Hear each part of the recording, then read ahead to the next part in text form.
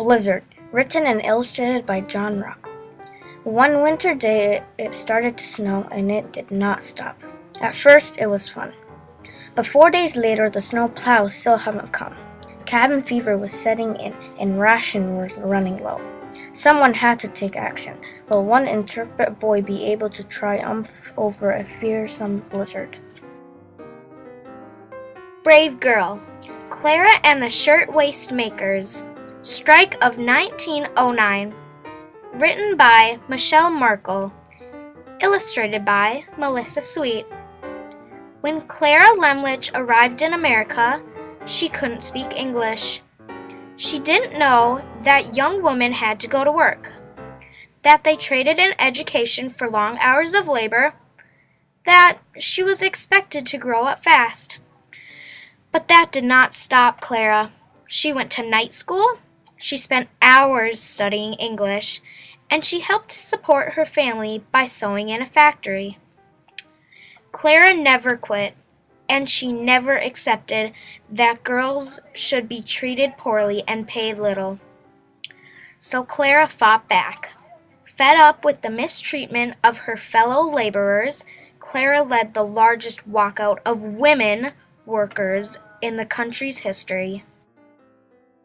The Day the Clans Quit, written by Drew Daywalt, illustrated by Oliver Jeffers. Poor Duncan just wants to color, but when he opens his box of crayons, he finds only letters, all saying the same thing. His crayons have had enough. They quit. Beige crayon is tired of playing second fiddle to brown crayon. Black wants to be used for more than just outlining. Blue needs a break from coloring all those bodies of water, and orange and yellow are no longer speaking. Each believes he is the true color of the sun. What can Duncan possibly do to appease all of the crayons and get them back to doing what they do best? Draw, written and illustrated by Raul Colon. A boy alone in his room, pencils, sketchbook in hand. What would it be like to be on safari? Imagine. Draw. A boy named Leonardo begins to imagine and then draws a world afar. First a rhinoceros and then some monkeys. Soon he is carried away by the sheer power of his imagination. Farmer Will Allen and the Growing Table, written by Jacqueline Briggs Martin, illustrated by Eric Larkin. Will Allen is no ordinary farmer. A former basketball star, he's as tall as his truck, and he can hold a cabbage or a basketball in one hand. But what is most special about Farmer Will is that he can see what others can't see. When he looked at an abandoned city lot, he saw a huge table, big enough to feed the whole world. No space? No problem. Poor soul? There's a solution. Need help? Found it.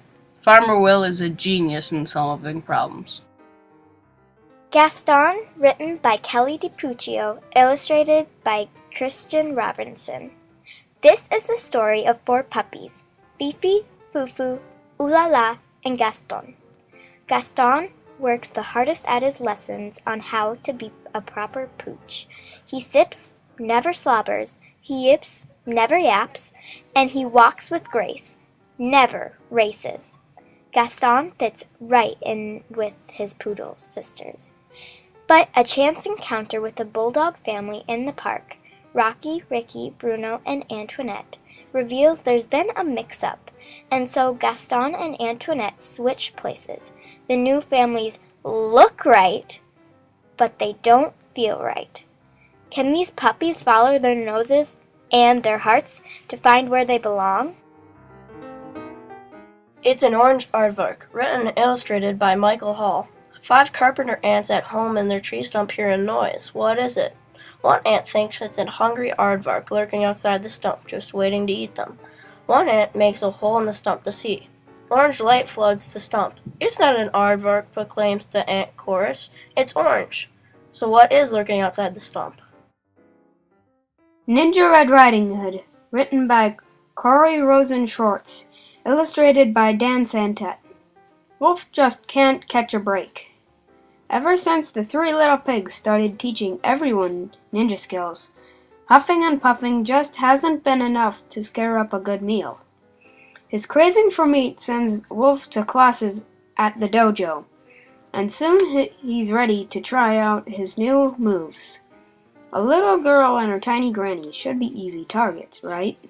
Not if Little Red has anything to say about it. Penny and her marble, written and illustrated by Kevin Hankes.